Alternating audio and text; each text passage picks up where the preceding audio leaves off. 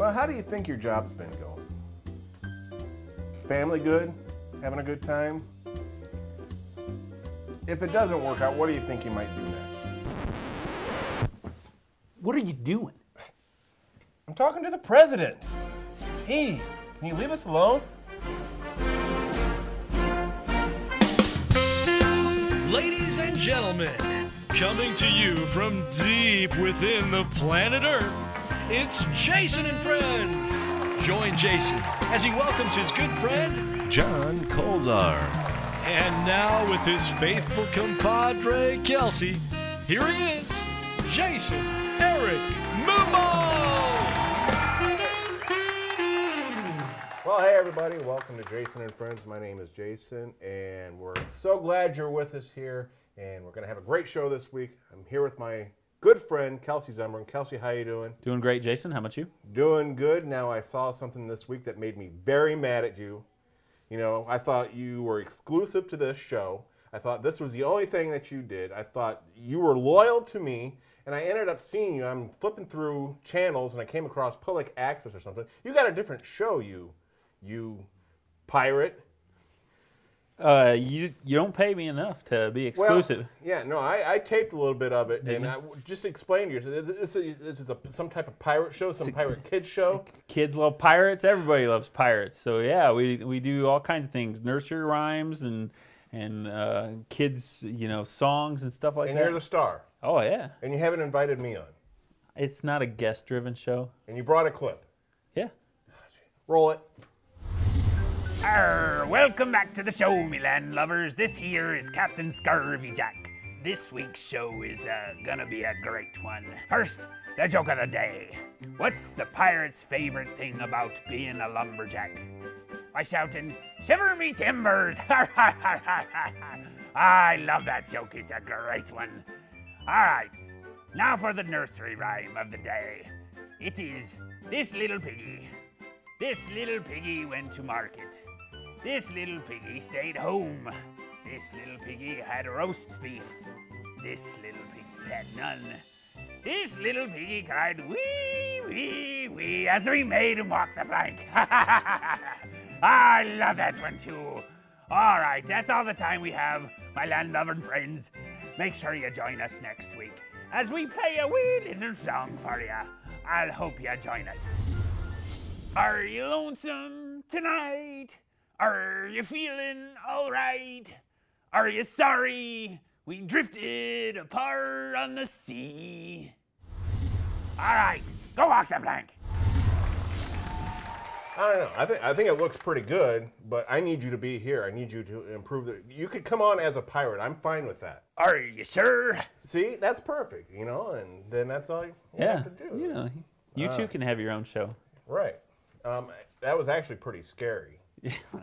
Well, kids love scary things these days. Yeah, we're coming up on Halloween's coming up. Yep. And have you heard about this Nightmare's Fear Factory in Niagara Falls, Canada? No. You go through this haunted house type of thing, and the guys and the girls going through there, they scare you, and then they take your picture, kind of like when you're on a roller coaster and you're going down, and then they snap your picture. Well, they did this with a bunch of guys, bros, and I thought I'd take all these pictures of them getting scared because it's really intense. It's very, they're about ready to crap their pants. Yeah. But I thought I'd just switch it up and put a little bit of, some lighthearted, fun music with it and see how it blended together. Here, take a look at some bros getting scared with some fun music.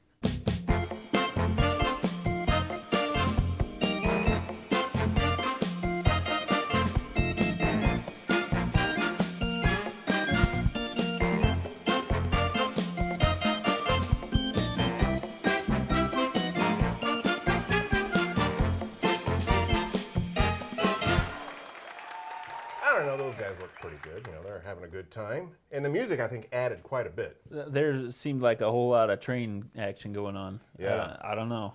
They got the Heisman pose going on. Yeah. They got the train thing going on. I'd like to go visit that. That's the Nightmare's Fear Factory in Niagara Falls, Canada. I looked it up. I don't know what they're looking at. They said it was like a car coming at them. They come around a corner, and there it was, or you were standing there as your pirate. You're like, "Arr!" And then they crap their pants. That's the theme of this show. Is I have a crapping your sword. pants. Yeah? Wow. Yeah, so it could be. I've heard you got a store. Not gonna. Come on now. Go there. You know. All right. Hey, we're going to do a contest tonight. What about that? We've done this before. Yep. This is our Magic Eye contest, and I don't know, all you kids out there, you won't know what this is, but it was back in the 90s. You had to cross your eyes, and you look at these posters that had all these different things. And so we're going to have one tonight. If you want to take a look at this, we need you to tell us. Oh, hold on a second. We need you to show them what you're going to win. Oh, the special prize. Yes. Okay. Everybody at home, we have the Jason and Friends shirt. It's available in 2 sizes, large and extremely extra large. Yes. And for all the ladies out there, yours stops just above the navel. So, you know, and this is it. This is the length. So, you know, you can see. No need to tie it off in the back. There you go. You can just have it right there. But it's a Jason and Friends shirt. We'll send it to you. We have blue and gray, don't we? No, I think just the blue. Just the blue. Yeah. So if you want it gray, we'll color it. You know. Right. Yeah. So blue. Nice blue shirt. Here, I'll wear it for the rest of the show. All right. So what is our magic eye? All right, this week, here it is. We're going to put it up, and what you have to do is cross your eyes, go into a trance, and tell me what this object is, and you will win this fabulous Jason and Friends t-shirt. We'll send it right out to you. So here it is, and I guess we'll play some music. What you have to do is you're going to need to pause your computer and let it play. So there it is. That's the Magic Eye contest. We brought it back. Last time we gave away a mug or something like that. And you know, that was a communist conspiracy to ruin our eyesight. Was it? Yeah, you know, everybody's standing around looking cross-eyed. Have you seen the ones on there that you can go and watch videos? Oh, really? Yeah, no. You can do the Magic Eye videos now, and they'll actually move in there, and it freaks you out. Yeah. Yeah. Everything freaks you out. All right. You know, products, you see products all the time. You go into the stores, you're going to the mall, and you see all these different products. But, you know, they have to come up with names for them. I don't know. You got, like, Mountain Dew. You got Pepsi. You got Clorox cleaner, you have all that.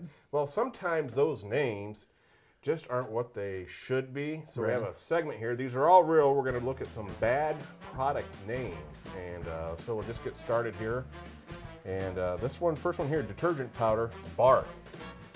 I don't know if you get the smell like that after you. I like really like the morning fresh scent or after rain, but the barf scent, I don't know. It's one of those where it says on the container, do not swallow. Yeah. Or but look at the family, they're happy with it. I don't know if it's a little kid, you help get the barf out.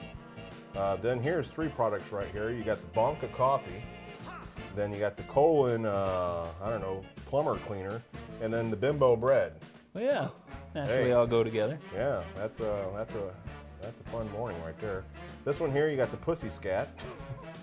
You can't say that now, can you? This is That's what happens when Jason shows up in a room. Yes. Come on now. This is it protects furniture. Scat. Oh, well, sure. Yeah, it looks like a pretty old bottle. Yeah. I don't know. This is Flop toilet paper. I thought it would be plop because of the sound it makes. You ever had a turd that had a massive crap? I forgot what our theme is tonight. A huge crap. Is that our theme? Can we say that? Huge? Yeah, you can say it. Okay, so you'd need that, but and here's this stuff. You can drink this in the morning. It's a urinal hot drink. Nothing like the smell of hot urine. So that's what they say when you're drinking piss and vinegar. That's what it is right there. Wow, man, we're all over the place. Then this, hey, how about this? Golden Gay Time. It's like some type of candy bar or ice cream treat. It's hard to have a gay time on your own. All right, this one I think is your favorite. It's the Squeeze Wonder Wiener. You want to hear the tagline? Sure, yeah. It slides, it slips, it slithers. Try to hold it. You can't make these up. Come on. It's the Squeeze Wonder Wiener. It's real. We found it on the internet. Yeah. And then we got the Butt Buddy. Yeah, well, you know. I know. This one's, I guess it's for cigarette. You put your butt out. Right. I put my butt out. This one I just didn't get. The Jew's Ear Juice. Yeah, and you see the other what is it, Chinese or something above it? Yeah. Mandarin, calligraphy. So what's lost in translation? That's maybe? what I was gonna say. Yeah, they just sometimes don't get it right. Like this one here, only puke. Oh yeah. Yeah, that's good. Only puke in a bag. Just add water. It's kind of dried. Yeah. And then you have this one here. Sometimes when you have coffee or drink, stimulate your body. And then, well, if you have a bran muffin and some coffee, well, a few minutes later, you're going to go have a happy crap or something. Well, this one here is the defecation tea. And it's not so bad, but look at the model there on the front. Right. She's sitting on the John? Sitting on the John, reading a magazine. She just had her cup of tea, and it looks like, I don't know, something. Then you got your crack sticks. Right. Yeah. It's like the special brownies. It's bad when crack sticks doesn't sound that bad after the other ones we read. Then you got the pea cola. Yeah. If my pee looked like that, I'd probably go to the doctor and say, hey, what's up? Bottled and gone. I don't know what that means. Well, here's some cat crap. Well, of course there is. Lens cleaning wipes or something like that. Of course. Then you got your pet sweat. What else would you want to, give to your pet? Only puke. Homo sausage. Do whatever you want with that, I guess. And then you got the booby drink. Yeah, you do. Yeah. And, oh man. And finally here you have the vegetarian swallow balls. Oh man, this has been a horrible. Maybe we'll cut the whole segment out. I think so. We might cut some of those. But that was a look at some bad product names. Yeah. I thought those were awesome. Yeah. I think if more people, they'd sell more of them. Right. Now let's hear a hippo fart. I'm serious. Here's this week's web clip of the week. Enjoy. I'm recording!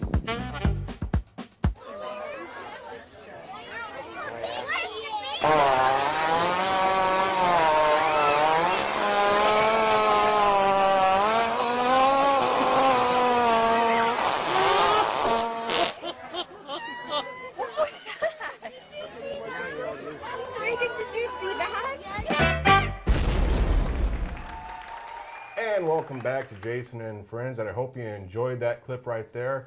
I'm feeling a little bit like that myself, but that's another story, and I'm so glad to have my friend here today. He is the creator of Wicket and Imp. It's Jon Kulczar. Jon, how you doing, sir? I'm good. How you doing? Good. Nice to see you. Good seeing you. And tell us a little bit about what this Wicket and Imp is. I know you're an artist. You're a cartoonist. You draw all the time. You just do a lot of fun stuff. Tell me about what this is. The book, I started the comic series about 10 years ago, probably 96 I think is like when I first started it, and the first issue was like 2001.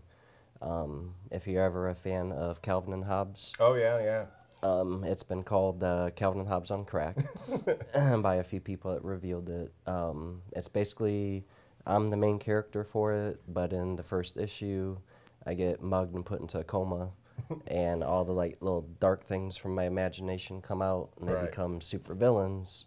And my teddy bear Wicket, who I've had since I was about 6 years old, comes to life and has to fight all this stuff. Wow. And then he gets like a partner named Imp, who kind of looks like Gonzo, has like a big phallic nose.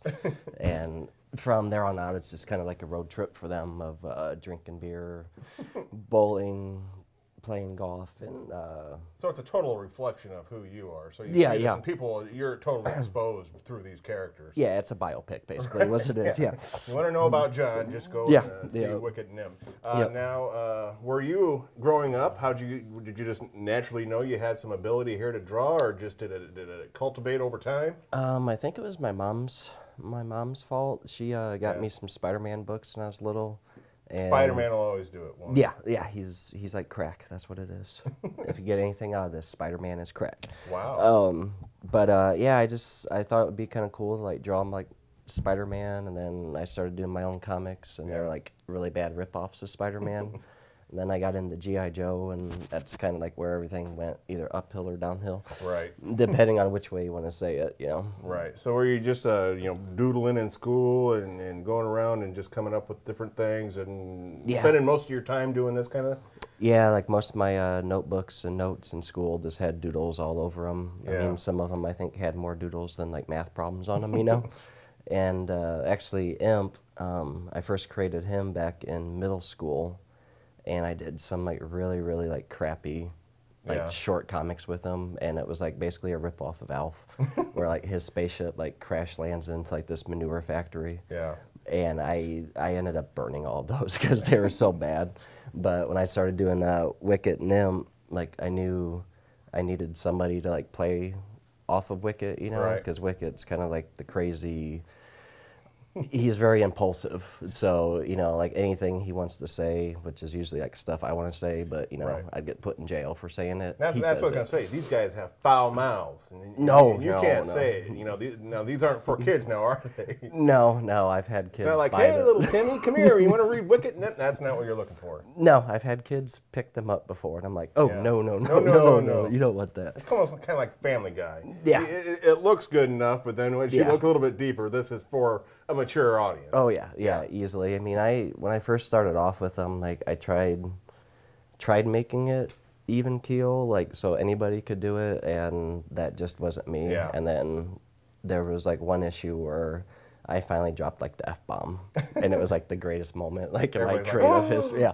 because my one buddy, Jamie, he was like, well, if you do it, just make sure it's right. And I remember, like, writing, like, the 6 pages of script where it was going to come up at, I was like, yeah, I'm going to do it here. And I'm like, wait, no, Jamie said, make sure it's worth it. And I'm like, no, that's not do it just to do it. Yeah, and then when it was worth it, it was worth it. I mean, it had me, like, giggling, like, the whole night, like, after I got done drawing it, writing it. I'm like, yeah, that was perfect. Yeah, it's like, that's how to do it right there. Now, they're on the page, they're in their art, and it's mostly like a comic book style, but if it was ever animated, you have voices for these characters, don't you? Oh, yeah. Let me hear a little bit of Wicket. Oh, man. Well, Come Wicket... on. Is he just... Wicket's basically me, just like a high-pitched voice. Okay. And if I tried doing that, then I would probably, like, rupture my spleen or something like that. Well, let's see that. Come on. That's worth a price of admission right there. No, but I can, like, one of my characters, Jinx, she's, like, my evil black cat, evil scientist. Yeah. And I've always thought she would have... Is she the hot one? Sure, if you're into that. Oh, yeah. No, I am. That's good. You know the female Bugs Bunny? Oh, yeah, okay. Yeah, anyway, sorry to interrupt. Wait, that was Bugs Bunny dressed up in drag. That's just... Yeah, I know. No, but don't tell me that. I'm sorry. You're messing me up now, I know, it ruined my childhood for a while too, and I'm like. Anyway. But yeah, Jinx, she's. I've always like patterned her off of like having like a Nazi accent. Oh, nice. Yeah. Because that always goes over well. Yeah. So it'd be something like, I show you the duct tape. You want the duct tape? I give you the duct tape. Like that. And that's like all I can do. But and that's how all Nazis sound. Yeah, I think so. Yeah, I mean, if you watch movies, yeah. I think I watched like Inglourious Bastards, and I think they all had, maybe not, but that's all right. Yeah. Now you go around, you do all the conventions and stuff. You go to the comic book convention, you go to like the Comic Con and all that. Yeah. And how's that scene? Is there a bunch of weirdos there, or is it pretty cool? Yes and yes. Both. A little bit of both? Yeah. I mean, for one, there's like a lot of hot chicks walking around in cosplay, which is always good. That's and Bugs Bunny as no. Yeah, just stop. Get off Bugs Bunny. Okay, yeah. One last thing I wanted to ask you about here. I know you recently you do the Wicket and Imp, but you started branching out into doing a little bit more pop culture references within there. You had like the Teenage Mutant Ninja Turtles, Thundercats, and then my favorite, of course, is the Back to the Future. Why did you start branching out? Are you going to include those in any, or are those just kind of fun things that you do? Well, like I really love throwing in pop culture references in the books, and whether it's like some sort of like crazy thing Wicket will like make reference to, or in the background you may see like a stormtrooper run by, and it's just like just stupid little fun things. Yeah, and it's like little cameos, little Alfred Hitchcock appearances. Yeah, and it's like everything that gave me like my creative juices since I've been little. Like it's just my way of like kind of paying back, giving something back to them. But then for the art shows, like, or comic shows, like I started doing little trading cards. Yeah. And that's where like the little Doc Brown and little Marty McFly, like I do like little trading cards and posters and prints of them, you know. That's pretty cool. Yeah. Well, you did do something cool here. You know, talk about pop icons here. Look at that. We had, and I know we got a shot of this over here, but you did a rendition of me and Kelsey here on the set. What are we looking at here? Well. Other than us, I know that, but I love Kelsey down there. Well, the original idea was just to have you guys just there. Yeah. And then I'm like, well, you know what? What if they, God forbid, interviewed Wicket? Right. And what if Kelsey? Yeah. What if Kelsey asked Wicket the wrong question? Yeah. And then the flamethrower gets out, and it becomes like a little bunch of baby Wicket clones just like wrecking the set and having a good old time. Well, that's awesome. Thanks for doing that. That's pretty cool. No problem. I love it. And John, thanks for coming on over and Thanks being a part of the show. We look forward to seeing where can people go ahead and see some of your stuff and get a hold of you and all that good business. You can see all my art on Facebook if you just look up my name on there. There's a Wicket and Imp fan page on Facebook, and then I'm also on DeviantArt, which is a big art web gallery site. And you can get me through there through shme.deviantart.com. Very good. I appreciate it. Thanks again for being on Jason and Friends. And that's all the time we have for the show this week. And if you want to see any of our previous shows, just go over to JasonandFriends.com. Thanks again, and we'll see you next time.